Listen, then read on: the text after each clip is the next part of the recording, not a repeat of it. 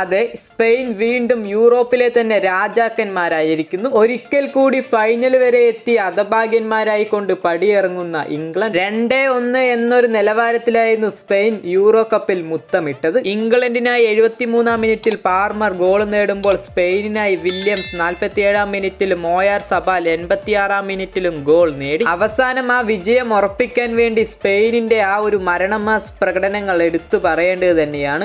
Goal ലൈനിൽ നിന്നുകൊണ്ട് ആ ഹെഡ് ചെയ്ത് വരുന്ന ബോളുകൾ സേവ് ചെയ്തുകൊണ്ടേയിരുന്നത്. അവസാന ആ നിമിഷം വരെയും അവർ ആ കിരീടത്തിന് വേണ്ടി പോരാടിയിട്ടുണ്ടായിരുന്നു. കൂടാതെ young player of the tournament award യമാലിനും player of the tournament award റോഡ്രിക്കുമാണ് ലഭിച്ചത്. ഇതും കൂടി കൂട്ടിയാൽ 4ാം തവണയാണ് സ്പെയിൻ യൂറോ കപ്പ് കിരീടം ഉയർത്തുന്നത്. 1964, 2008, 2012, ഇപ്പോൾ ഇതാ 2024-ലും. എന്നാൽ ഇംഗ്ലണ്ട് ഇതാ 2020-ലെ പോലെ തന്നെ വീണ്ടും ഒരു യൂറോ കപ്പ് ഫൈനൽ വരെ എത്തി മടങ്ങുന്നു.